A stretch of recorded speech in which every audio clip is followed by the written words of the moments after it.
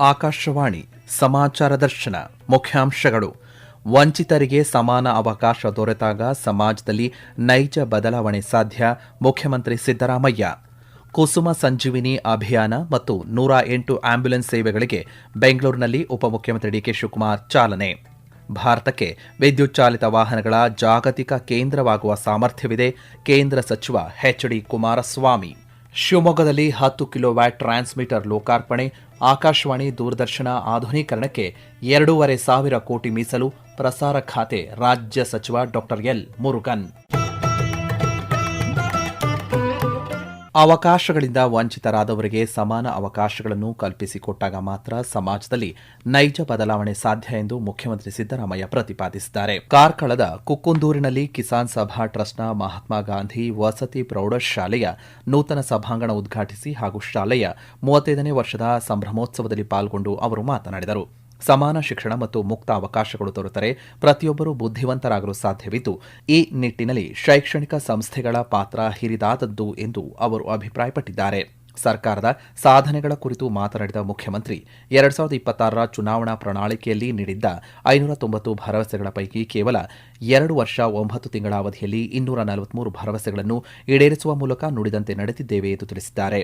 ರಾಜ್ಯದ ಬಡವರ ಮತ್ತು ಮಹಿಳೆಯರ ಆರ್ಥಿಕ ಸಬಲೀಕರಣಕ್ಕಾಗಿ ಜಾರಿಗೆ ತಂದಿರುವಂತಹ ಪಂಚ ಗ್ಯಾರಂಟಿ ಯೋಜನೆಗಳಿಗಾಗಿ ಇದುವರೆಗೆ ಸುಮಾರು 1,20,000 ಕೋಟಿ ರೂಪಾಯಿಗಳನ್ನು ವ್ಯಯಿಸಲಾಗಿದೆ. ಗ್ಯಾರಂಟಿ ಯೋಜನೆಗಳ ಅನುಷ್ಠಾನದ ನಡುವೆಯೂ ರಾಜ್ಯದ ಅಭಿವೃದ್ಧಿ ಕೆಲಸಗಳಿಗೆ ಯಾವುದೇ ಅಡ್ಡಿಯಾಗದಂತೆ ಸರ್ಕಾರ ಸಮತೋಲನ ಕಾಯ್ದುಕೊಂಡಿದೆ ಎಂದು ಅವರು ಸ್ಪಷ್ಟಪಡಿಸಿದ್ದಾರೆ. ನಾವು ಅಧಿಕಾರಕ್ಕೆ ಬಂದು 2 ವರ್ಷ 9 ತಿಂಗಳಾಗಿದೆ. 243 ಭರವಸೆಗಳನ್ನು ಈಡೇರಿಸಿದ್ದೇವೆ. ಅದರ ಜೊತೆಗೆ 5 ಗ್ಯಾರಂಟಿ ಯೋಜನೆಗಳನ್ನು ಕೂಡ ಜಾರಿಗೆ ಕೊಟ್ಟಿದ್ದೇವೆ. ಈ 5 ಗ್ಯಾರಂಟಿ ಯೋಜನೆಗಳಿಗೆ ಸುಮಾರು ಪ್ರತಿ ವರ್ಷ 52,000 ಕೋಟಿ ರೂಪಾಯಿಗಳಿಗೂ ಕೂಡ ಹೆಚ್ಚಾಗ್ತದೆ. ಇದು ಜಾತ್ಯತೀತವಾಗಿ, ಧರ್ಮಾತೀತವಾಗಿ ಎಲ್ಲ ಜಾತಿಯ ಬಡವರಿಗೆ, ಎಲ್ಲ ಜಾತಿಯ ಧರ್ಮದ ಬಡವರಿಗೆ ಯಾರ್ಯಾರು ಅರ್ಹರಿದ್ದಾರೆ ಅವರೆಲ್ಲರಿಗೂ ಕೂಡ ಈ ಸವಲತ್ತನ್ನ ಕೊಡ್ತೇವೆ. ಬೆಂಗಳೂರಿನ ಜವಾಹರಲಾಲ್ ನೆಹರು ತಾರಾಲಯದಲ್ಲಿ ನಡೆದಂತಹ ವಿಶೇಷ ಸಮಾರಂಭದಲ್ಲಿ ಉಪಮುಖ್ಯಮಂತ್ರಿ ಡಿಕೆ ಶಿವಕುಮಾರ್ ಆರೋಗ್ಯ ಮತ್ತು ಕುಟುಂಬ ಕಲ್ಯಾಣ ಇಲಾಖೆಯ ಮಹತ್ವಾಕಾಂಕ್ಷೆಯ ಯೋಜನೆಗಳಾದಂತಹ ಹೇಮೋಫಿಲಿಯಾ ರೋಗಿಗಳಿಗೆ ಉಚಿತ ತಡೆಗಟ್ಟುವ ಚಿಕಿತ್ಸೆ ನೀಡುವ ಕುಸುಮ ಸಂಜೀವಿನಿ ಅಭಿಯಾನ ಮತ್ತು ಹೊಸದಾಗಿ ವಿನ್ಯಾಸಗೊಳಿಸಲಾದಂತಹ 108 ಆಂಬ್ಯುಲೆನ್ಸ್ ಸೇವೆಗಳಿಗೆ ಚಾಲನೆಯನ್ನು ನೀಡಿದ್ದಾರೆ. ಈ ಸಂದರ್ಭದಲ್ಲಿ ಮಾತನಾಡಿದ ಅವರು, ಹೇಮೋಫಿಲಿಯಾ ರೋಗಿಗಳಿಗೆ ಪ್ರತಿ ತಿಂಗಳು ಸುಮಾರು 50,000 ರೂಪಾಯಿಗಳ ಚಿಕಿತ್ಸಾ ವೆಚ್ಚವಾಗುತ್ತಿದ್ದು, ಬಡ ಕುಟುಂಬಗಳಿಗೆ ಈ ಹೊರೆಯಿಂದ ಮುಕ್ತಿ ನೀಡಲು ಸರ್ಕಾರವು ಈ ಮಹತ್ವದ ನಿರ್ಧಾರ ತೆಗೆದುಕೊಂಡಿದೆ ಎಂದು ತಿಳಿಸಿದ್ದಾರೆ. ಸ್ಪಷ್ಟ ನೀತಿ ನಿರ್ದೇಶನ ಮತ್ತು ಹೆಚ್ಚಿನ ಕೈಗಾರಿಕಾ ಭಾಗವಹಿಸುವಿಕೆಯೊಂದಿಗೆ ಭಾರತ ವಿದ್ಯುತ್ ಚಾಲಿತ ವಾಹನಗಳ ಉತ್ಪಾದನೆ ಮತ್ತು ನಾವೀನ್ಯತೆಯ ಪ್ರಮುಖ ಜಾಗತಿಕ ಕೇಂದ್ರವಾಗಿ ಹೊರಹೊಮ್ಮುವ ಸಾಮರ್ಥ್ಯ ಹೊಂದಿದೆ ಎಂದು ಕೇಂದ್ರ ಸಚಿವ ಎಚ್.ಡಿ. ಕುಮಾರಸ್ವಾಮಿ ತಿಳಿಸಿದ್ದಾರೆ. ದೆಹಲಿಯಲ್ಲಿ ನಡೆದಂತಹ ವಿದ್ಯುತ್ ಚಾಲಿತ ವಾಹನಗಳ ಕುರಿತಾದ 3ನೇ FICCI ರಾಷ್ಟ್ರೀಯ ಸಮ್ಮೇಳನದ ಹಿನ್ನೆಲೆಯಲ್ಲಿ ಸುದ್ದಿಗಾರರೊಂದಿಗೆ ಮಾತನಾಡಿದ ಅವರು, ವಿದ್ಯುತ್ ಚಾಲಿತ ಸಂಚಾರ ವ್ಯವಸ್ಥೆಯ ಅಳವಡಿಕೆಯ ಉತ್ತೇಜಿಸುವ ಮಾರ್ಗವನ್ನು ಆರಿಸಿ ಮುನ್ನಡೆಸಲಾಗುವುದು. ವಿಕಸಿತ ಭಾರತ 2024ರ ಧ್ಯೇಯದ ಸಾಕಾರಕ್ಕೆ ವಿದ್ಯುತ್ ಚಾಲಿತ ಸಂಚಾರ ವ್ಯವಸ್ಥೆ ಮೇಕ್ ಇನ್ ಇಂಡಿಯಾ ಧ್ಯೇಯದ ಕೇಂದ್ರ ಬಿಂದುವಾಗಿರಬೇಕು. ಸ್ಥಳೀಯ ಉತ್ಪಾದನೆಯನ್ನು ಬಲಪಡಿಸುವ ಜೊತೆಗೆ ಸ್ಥಳೀಯತೆಯನ್ನು ಹೆಚ್ಚಿಸಿ ವಿದ್ಯುತ್ ಚಾಲಿತ ವಾಹನಗಳು, ಬ್ಯಾಟರಿ ಮತ್ತು ನಿರ್ಣಾಯಕ ಘಟಕಗಳಿಗೆ ಜಾಗತಿಕ ಉತ್ಪಾದನಾ ಕೇಂದ್ರವಾಗಿ ಭಾರತವನ್ನು ಇರಿಸಬೇಕಿದೆ ಎಂದು ತಿಳಿಸಿದ್ದಾರೆ. ಕಳೆದ ದಶಕದಲ್ಲಿ ಭಾರತದ ಆಟೋಮೇಟಿವ್ ಘಟಕ ರಫ್ತುಗಳು $8 ಶತಕೋಟಿ ನಿಂದ $16.9 ಶತಕೋಟಿ ಗಳಿಗೆ ದ್ವಿಗುಣಗೊಂಡಿದೆ ಎಂದು ಮಾಹಿತಿ ನೀಡಿದ್ದಾರೆ. ದೇಶಾದ್ಯಂತ ಆಕಾಶವಾಣಿ ಮತ್ತು ದೂರದರ್ಶನದ ಆಧುನೀಕರಣಕ್ಕಾಗಿ ಕೇಂದ್ರ ಸರ್ಕಾರ ಸುಮಾರು 2,500 ಕೋಟಿ ರೂಪಾಯಿ ವೆಚ್ಚ ಮಾಡುತ್ತಿದೆ ಎಂದು ಕೇಂದ್ರ ಮಾಹಿತಿ ಮತ್ತು ಪ್ರಸಾರ ಖಾತೆ ರಾಜ್ಯ ಸಚಿವ ಡಾ ಎಲ್. ಮುರುಗನ್ ಹೇಳಿದ್ದಾರೆ.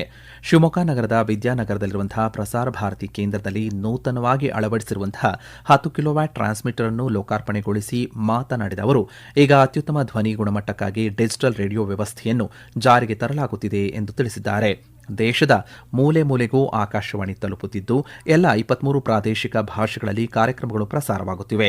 ಶಿವಮೊಗ್ಗ ಆಕಾಶವಾಣಿಯ ಈ ಯೋಜನೆ ಒಂದೇ ವರ್ಷದಲ್ಲಿ ಪೂರ್ಣಗೊಂಡಿದ್ದು, ಇನ್ನು ಉಡುಪಿ ಮತ್ತು ಬೆಂಗಳೂರಿನಲ್ಲಿ ಆಕಾಶವಾಣಿ ವಿಸ್ತರಣಾ ಯೋಜನೆ ಶೀಘ್ರವೇ ಕೈಗೆತ್ತಿಕೊಳ್ಳಲಾಗುವುದು ಎಂದು ಹೇಳಿದ್ದಾರೆ. ಆಕಾಶವಾಣಿ ಜನರನ್ನು ಸುಲಭವಾಗಿ ತಲುಪುವ ಮಾರ್ಗವಾಗಿರುವ ಜೊತೆಗೆ ವಿಶೇಷವಾಗಿ ವಿಪತ್ತುಗಳು ಅಥವಾ ಇತರ ತುರ್ತು ಪರಿಸ್ಥಿತಿಗಳ ಸಂದರ್ಭದಲ್ಲಿ ಸುಲಭ, ತ್ವರಿತ, ತಪ್ಪಿಲ್ಲದ ಹಾಗೂ ನೈಜ ಸುದ್ದಿಗಳನ್ನು ತಲುಪಿಸುವ ಮಾಧ್ಯಮವಾಗಿದೆ ಎಂದು ಅವರು ತಿಳಿಸಿದ್ದಾರೆ. ಕೇಂದ್ರ ಸರ್ಕಾರದಿಂದ ಪ್ರಾಯೋಗಿಕ ಯೋಜನೆಯ ಅಡಿ ಶೀಘ್ರದಲ್ಲೇ ಶಿವಮೊಗ್ಗ ನಗರದ ಎಲ್ಲಾ ಉದ್ಯಾನವನಗಳಲ್ಲಿ ಆಕಾಶವಾಣಿ ಎಫ್ಎಂ ಸೆಟ್ಗಳ ವ್ಯವಸ್ಥೆ ಮಾಡಲಾಗುವುದು ಎಂದು ಅವರು ಹೇಳಿದ್ದಾರೆ. Our Honorable Prime Minister Shri Narendra Modi ji has said that radio has been a timeless lifeline for several people. Information, inspiring and connecting the people from news and local culture to music and storytelling. It's a powerful medium that celebrates creativity. I believe that the radio is an influential source of the information, inspiration and innovation, and during times of even emergency it truly become the lifeline of communication to the country. Whenever some natural disaster or crisis disturb electricity, internet services or other communication networks, radio often remains the most reliable source of trusted and timely information, true information, the correct information. We want to take the right message to the common people. That is the public broadcaster's commitment to the nation. ಸಮಾರಂಭದಲ್ಲಿ ಮಾತನಾಡಿದ ಸಂಸದ B Y Raghavendra ಅವರು ಆಕಾಶವಾಣಿಯು ಸದಾ ಮನೋರಂಜನೆಯ ಮುಂಚೂಣಿಯಲ್ಲಿದೆ ಎಂದು ಪ್ರಶಂಸೆ ವ್ಯಕ್ತಪಡಿಸಿದ್ದಾರೆ. ಕನ್ನಡಿಗರನ್ನ ಕವರ್ ಮಾಡುವಂತ ಕೇಂದ್ರ ನಮ್ಮ ಶಿವಮೊಗ್ಗ ಭದ್ರಾವತಿ ಆಕಾಶವಾಣಿ ಕೇಂದ್ರ ಅಂತ ಹೇಳಿ ಅಭಿಮಾನ ಪೂರ್ವಕವಾಗಿ ನಾನು ಹೇಳಲಿಕ್ಕೆ ಇಚ್ಛೆ ಪಡ್ತೇನೆ. ವಿಶೇಷವಾಗಿ ಈ ಟವರ್ ಏನಿದೆ, ಡೆಡ್ ಆಗಿತ್ತು ದೂರದರ್ಶನ್ ಟವರ್, ಇದನ್ನ ಹೇಗೆ ಯುಟಿಲೈಸೇಷನ್ ಮಾಡ್ಕೊಬೇಕು ಅಂತ ಹೇಳಿ ಈ 150 ಮೀಟರ್ ಎತ್ತರ ಇರುವಂತ ಈ ಟವರ್ ಅನ್ನ ನಮ್ಮ ಶಿವಮೊಗ್ಗ, ಚಿಕ್ಕಮಗಳೂರು, ದಾವಣಗೆರೆ, ಹಾವೇರಿ, ಗದಗ, ಚಿತ್ರದುರ್ಗ, ಹಾಸನ, ಉಡುಪಿ, ತುಮಕೂರು ಇಷ್ಟು ಭಾಗಗಳಿಗೆ ಇಲ್ಲಿಂದ ಭದ್ರಾವತಿ ಆಕಾಶವಾಣಿ ಶಿವಮೊಗ್ಗ ಪ್ರಸಾರ ಆಗುತ್ತೆ ಅಂತ ಹೇಳಿ ಅಭಿಮಾನ ಪೂರ್ವಕವಾಗಿ ಹೇಳ್ತೀನಿ. Nearly between 70 to 1 crore people ಆಕಾಶವಾಣಿಯ ಸೇವೆಯನ್ನ ಇನ್ಮಿಂದ ಲಭ್ಯ ಆಗತ್ತೆ. ವಿಶೇಷವಾಗಿ ಮನ್ ಕಿ ಬಾತ್ ನೀವು ಕೇಳಿದಿರಿ, ಅದು ಕೂಡ ಎಫೆಕ್ಟಿವ್ ನಾವು ಕೇಳಬಹುದು. ಸಮಗ್ರ ಶಿಕ್ಷಣ ಕರ್ನಾಟಕ ಮತ್ತು WWF ಇಂಡಿಯಾ ಸಹಯೋಗದಲ್ಲಿ ಆಯೋಜನೆ ಮಾಡಲಾಗಿದ್ದಂತಹ ಮಿಷನ್ ಪ್ರಕೃತಿ ಕಾರ್ಯಕ್ರಮದಲ್ಲಿ ಶಾಲಾ ಶಿಕ್ಷಣ ಮತ್ತು ಸಾಕ್ಷರತಾ ಸಚಿವ ಮಧು ಬಂಗಾರಪ್ಪ ರಾಜ್ಯದ 10 ಅತ್ಯುತ್ತಮ ಶಾಲೆಗಳಿಗೆ ಪ್ರಶಸ್ತಿ ಪ್ರದಾನ ಮಾಡಿದರು. ಪರಿಸರ ಸಂರಕ್ಷಣೆ ಮತ್ತು ಮೌಲ್ಯಾಧಾರಿತ ಶಿಕ್ಷಣಕ್ಕೆ ಒತ್ತು ನೀಡಿದ ಸಚಿವರು ಮುಂದಿನ ವರ್ಷದಿಂದ 1ರಿಂದ 10ನೇ ತರಗತಿಯವರೆಗೆ ನೈತಿಕ ವಿಜ್ಞಾನ ಪಠ್ಯಪುಸ್ತಕವನ್ನು ಪರಿಚಯಿಸಲಾಗುವುದು ಎಂದು ಘೋಷಿಸಿದರು. ವಿದ್ಯಾರ್ಥಿಗಳು ಕೇವಲ ಅಂಕಗಳಿಗಾಗಿ ಓದದೆ ವಿಷಯಗಳನ್ನು ಆಳವಾಗಿ ಅರ್ಥೈಸಿಕೊಳ್ಳಬೇಕು ಮತ್ತು ತ್ಯಾಜ್ಯ ನಿರ್ವಹಣೆಯಲ್ಲಿ ಶಿಸ್ತು ಬೆಳೆಸಿಕೊಳ್ಳಬೇಕು ಎಂದು ಕಿವಿಮಾತು ಹೇಳಿದರು. ಅರಣ್ಯದಂಚಿನ ಪ್ರದೇಶಗಳಲ್ಲಿ ವನ್ಯಜೀವಿಗಳ ಸಂಚಾರದ ಕುರಿತು ಸ್ಥಳೀಯರಿಗೆ ತಕ್ಷಣ ಮಾಹಿತಿ ರವಾನಿಸಲು ಕಟ್ಟುನಿಟ್ಟಿನ ಕ್ರಮ ಕೈಗೊಳ್ಳುವಂತೆ ಅರಣ್ಯ ಮತ್ತು ಪರಿಸರ ಸಚಿವ ಈಶ್ವರ್ ಖಂಡ್ರೆ ಅಧಿಕಾರಿಗಳಿಗೆ ಸೂಚನೆ ನೀಡಿದ್ದಾರೆ. ಚಿಕ್ಕಮಗಳೂರು ತಾಲೂಕಿನ ಹುಣಸೆಹಳ್ಳಿ ಬಳಿ ಇತ್ತೀಚೆಗೆ ನಡೆದ ಆನೆ ದಾಳಿ ಪ್ರಕರಣಗಳ ಹಿನ್ನೆಲೆಯಲ್ಲಿ ಉನ್ನತಾಧಿಕಾರಿಗಳೊಂದಿಗೆ ವಿಡಿಯೋ ಕಾನ್ಫರೆನ್ಸ್ ಮೂಲಕ ತುರ್ತು ಸಭೆ ನಡೆಸಿದ ಸಚಿವರು ಮಾನವ ವನ್ಯಜೀವಿ ಸಂಘರ್ಷ ತಡೆಯಲು ಆಧುನಿಕ ತಂತ್ರಜ್ಞಾನ ಮತ್ತು ಸ್ಥಳೀಯ ಸಂಪರ್ಕ ಜಾಲವನ್ನು ಬಳಸಿಕೊಳ್ಳುವಂತೆ ನಿರ್ದೇಶಿಸಿದರು. ಅರಣ್ಯ ಇಲಾಖೆಯ ಮುನ್ನೆಚ್ಚರಿಕೆಯ ಹೊರತಾಗಿಯೂ ಕಾರ್ಮಿಕರನ್ನು ತೋಟಕ್ಕೆ ಕಳುಹಿಸುವ ಮಾಲೀಕರ ವಿರುದ್ಧ ಕಠಿಣ ಕ್ರಮ ಕೈಗೊಳ್ಳುವಂತೆ ಅವರು ಎಚ್ಚರಿಕೆ ನೀಡಿದರು.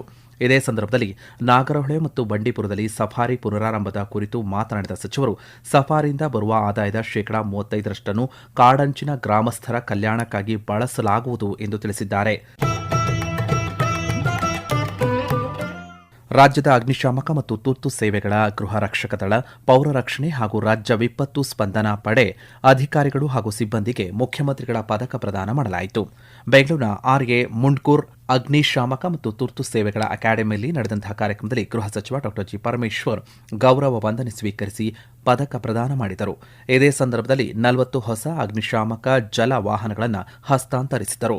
ಬಳಿಕ ಮಾತನಾಡಿದ ಡಾ ಜಿ ಪರಮೇಶ್ವರ್ ಅವರು, ಕರ್ನಾಟಕ ರಾಜ್ಯ ಅಗ್ನಿಶಾಮಕ ಮತ್ತು ತುರ್ತು ಸೇವೆಗಳ ಇಲಾಖೆಯು ಉತ್ತಮ ಕೆಲಸದ ಮೂಲಕ ರಾಷ್ಟ್ರಮಟ್ಟದಲ್ಲಿ ಜನ ಮನ್ನಣೆ ಪಡೆದಿದೆ ಎಂದು ಹೇಳಿದರು.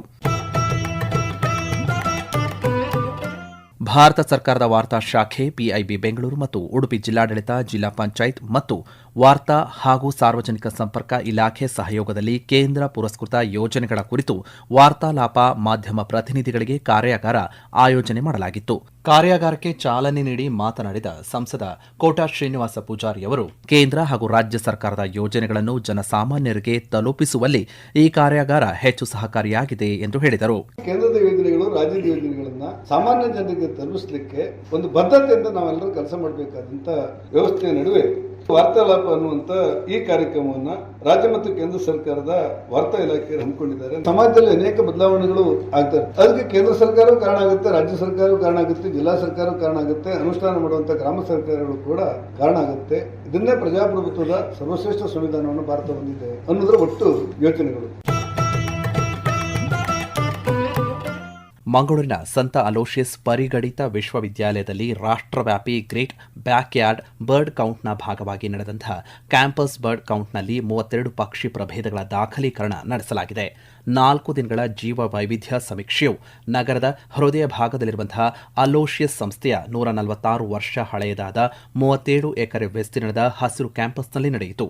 ಬರ್ಡ್ ಕೌಂಟ್ ಇಂಡಿಯಾ ಈ ಬರ್ಡ್ ಸಹಯೋಗದೊಂದಿಗೆ ಈ ಕ್ಯಾಂಪಸ್ ಬರ್ಡ್ ಕೌಂಟ್ 2026 ನಡೆಯಿತು.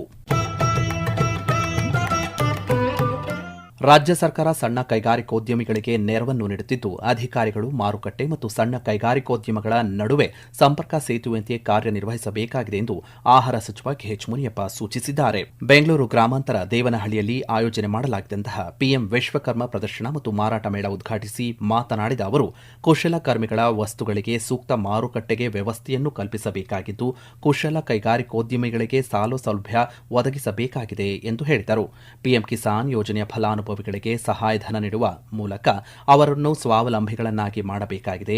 ಪಿಎಂ ಕಿಸಾನ್ ಯೋಜನೆಗೆ ಕೇಂದ್ರ ಸರ್ಕಾರ ಹೆಚ್ಚಿನ ಸೌಲಭ್ಯವನ್ನು ನೀಡುತ್ತಿದ್ದು, ಇದರ ಸದುಪಯೋಗವಾಗಬೇಕು ಎಂದು ತಿಳಿಸಿದರು. ಅಧಿಕಾರಿಗಳಿಗೆ ನಾನು ಹೇಳೋದೇನೆಂದ್ರೆ, ನಮ್ಮಲ್ಲಿ ಸಿಕ್ಕುವ ರಾ ಮೆಟೀರಿಯಲ್ಸ್ ಅನ್ನು ಉಪಯೋಗಿಸಿ ಅವರು ಕೈಗಾರಿಕೆ ಮಾಡಕ್ಕೆ ಪ್ರೋತ್ಸಾಹ ಮಾಡಿ ಮತ್ತು ಅವರಿಗೆ ಬೇಕಾಗಿರುವ ಸಾಲ ಸೌಲಭ್ಯಗಳನ್ನ ಮತ್ತು ಸಬ್ಸಿಡಿಯನ್ನ ಕೊಡಿಸಿಕೊಡುವಂತದ್ದು ಮಾಡಿದಾಗ ಅವರ ಕಾಲ ಮೇಲೆ ಅವ್ರು ನಿಂತ್ಕೊಂತಾರೆ. ಅವರು ಇನ್ನೊಬ್ಬರನ್ನ ಅವಲಂಬಿಸೋದಿಲ್ಲ, ಅವರ ಜೀವನನೂ ನಡೀತದೆ ಮತ್ತು ಸರಳವಾದಂಥ ರೀತಿಯಲ್ಲಿ ಅವರಿಗೆ ಬಡ್ಡಿಗೆ ಲೋನ್ ಕೊಡಿಸಬೇಕು. ಜೊತೆಗೆ ಅವರು ತಯಾರು ಮಾಡಿದಂಥವು ಬಹಳ ಬೆಲೆನೂ ಇರಲ್ಲ, ಸಾಮಾನ್ಯವಾದ ಲಾಭ ಇಟ್ಕೊಂಡಿರ್ತಾರೆ. ನಾನು ಅಧಿಕಾರಿಗಳಿಗೆ ನಿಮ್ಗೆ ಹೇಳೋದಷ್ಟೇ, ನಿಮಗೆ ಎಲ್ಲಾದ್ರೂ ಪ್ರಾಬ್ಲಮ್ ಆದರೆ ಲೋನು ಇನ್ನೊಂದು ಮತ್ತೊಂದು ನಮ್ಗೆ ಹೇಳಿದ್ರೆ ನಾವು ಅದನ್ನು ಮಾತಾಡಿ ಮಾಡಿ. ಬಟ್ ನಿಮ್ಮದು ಏನು ಜವಾಬ್ದಾರಿ ಅಂದರೆ, ಹೆಚ್ಚು ಜನ ಗುಡಿ ಕೈಗಾರಿಕೆಯಲ್ಲಿ ಅವರನ್ನ ಇನ್ವಾಲ್ವ್ಮೆಂಟ್ ಮಾಡಿ ಅವರು ಮಾಡಿದಂಥ ವಸ್ತುಗಳನ್ನು ಮಾರಾಟ ಮಾಡೋದಕ್ಕೆ ನಾವು ಏರ್ಪಾಡುಗಳು ಮಾಡಬೇಕು. ಖಾದಿ ವಿಲೇಜ್ ಇಂಡಸ್ಟ್ರೀಸ್ ಅಲ್ಲಿ ನಾನು ಭಾರತ ಸರ್ಕಾರದಿಂದ ಹೊರದೇಶಗಳಲ್ಲಿ ಈ ಖಾದಿ ವಸ್ತುಗಳು ಏನು ತಯಾರು ಮಾಡ್ತೀರಿ, ಈ ಸಿಲ್ಕು ಮತ್ತು ಖಾದಿ ಕಾಟನ್ ಇವೆಲ್ಲವನ್ನು ಕೂಡ ಹೊರದೇಶದಲ್ಲಿ ಅಂಗಡಿ ಮಳಿಗೆಗಳನ್ನು ತೆಗೆದು ಅಲ್ಲಿ ಮಾರಾಟ ಮಾಡುವಂತ ವ್ಯವಸ್ಥೆಯನ್ನು ಮಾಡಿದ್ದಾರೆ. ಆದ್ರಿಂದ ಇದು ಒಂದು ವ್ಯಾಪಾರ. ಈ ವ್ಯಾಪಾರದಲ್ಲಿ ತಮ್ಮ ಸ್ವಂತ ಕಾಲ ಮೇಲೆ ನಿಂತ್ಕೊಳ್ಳೋಕ್ಕಾಗುತ್ತೆ. ಅವರು ತಯಾರಿ ಮಾಡಿದಂಥ ವಸ್ತುಗಳನ್ನು ಮಾರಾಟ ಮಾಡುವಂಥ ಏರ್ಪಾಡುಗಳು ಮಾಡೋದಕ್ಕೆ ನೀವು ರಾಜ್ಯ ಸರ್ಕಾರ ಇದರಲ್ಲಿ bridge between the entrepreneur and the ಮಾರ್ಕೆಟ್ಗೆ ಈ ಕೈಗಾರಿಕೆ ಮಾಡೋರಿಗೆ ಮಧ್ಯದಲ್ಲಿ ನಿಂತು ಪ್ರೋತ್ಸಾಹವನ್ನು ಮಾಡಬೇಕು. ಅದೇ ನಿಮ್ಮ ಕರ್ತವ್ಯವಾಗಿರ್ತದೆ. ಅದನ್ನು ಯಶಸ್ವಿಯಾಗಿ ಮಾಡಿದರೆ ಕೈಗಾರಿಕೆ ಸಾಕಷ್ಟು ಅಭಿವೃದ್ಧಿ ಆಗ್ತದೆ. ಜಗತ್ತಿನಲ್ಲಿ ಯಾವ ಕೈಗಾರಿಕೆ ಹೆಚ್ಚು ಇದೆ ಆ ದೇಶ ಪ್ರಗತಿಯಲ್ಲಿದೆ, ಆ ದೇಶದ ಆರ್ಥಿಕ ಪರಿಸ್ಥಿತಿ ಬಹಳ ಚೆನ್ನಾಗಿರ್ತದೆ. ಆದ್ದರಿಂದ ಕೈಗಾರಿಕೆ ಅವಶ್ಯಕತೆ ಇದ್ದೇ ಇದೆ. ಸ್ಥಳೀಯ ಸಂಸ್ಕೃತಿ ಆಧಾರಿತ ಮತ್ತು ಸಮುದಾಯ ಕೇಂದ್ರಿತ ಕಾರ್ಯಕ್ರಮಗಳ ಮೂಲಕ ಕರಾವಳಿ ಜನತೆಯ ಮನಗೆದ್ದಿರುವ ಮಂಗಳೂರಿನ ರೇಡಿಯೋ ಸಾರಂಗ್ 107.8 FM ಬಾನುಲಿ ಕೇಂದ್ರವು ತನ್ನ ಕಾರ್ಯಕ್ರಮಗಳ ಮೂಲಕ ರಾಷ್ಟ್ರದ ಗಮನ ಸೆಳೆದಿದೆ. ಸಂತ ಅಲೋಷಿಯಸ್ ಪರಿಗಣಿತ ವಿಶ್ವವಿದ್ಯಾಲಯದ ಆವರಣದಲ್ಲಿ ಪ್ರಸಾರ ಕಾರ್ಯನಿರ್ವಹಿಸುತ್ತಿರುವಂತಹ ಈ ಕೇಂದ್ರವು ವಾರ್ತಾ ಮತ್ತು ಪ್ರಸಾರ ಸಚಿವಾಲಯದ ವತಿಯಿಂದ ನೀಡಲಾಗುವ ಪ್ರಶಸ್ತಿಯನ್ನು 3 ಬಾರಿ ಪಡೆದಿರುವುದು ಹೆಗ್ಗಳಿಕೆಯಾಗಿದೆ.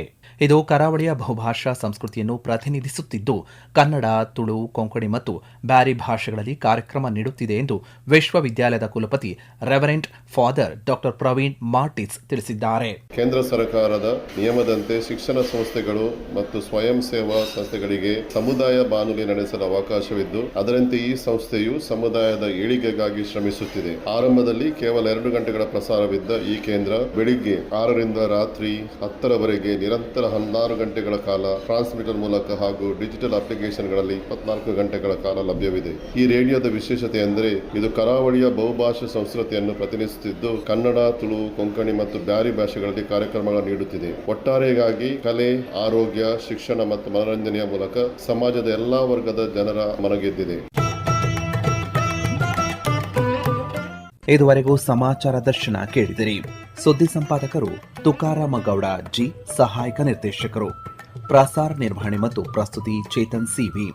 ಆಕಾಶವಾಣಿ ಬೆಂಗಳೂರು ಪ್ರಾದೇಶಿಕ ಸುದ್ದಿ ವಿಭಾಗ ಪ್ರಸ್ತುತಪಡಿಸಿದ ಈ ಕಾರ್ಯಕ್ರಮ ರಾಜ್ಯದ ಎಲ್ಲ ಬಾನುಲಿ ಕೇಂದ್ರಗಳಲ್ಲಿ ಏಕಕಾಲಕ್ಕೆ ಪ್ರಸಾರವಾಯಿತು. ಮತ್ತೆ ಮುಂದಿನ ವಾರ ಮೂಡಿಬರಲಿದೆ ವಾರದ ವಾರ್ತಾಚಿತ್ರ ಸಮಾಚಾರ ದರ್ಶನ.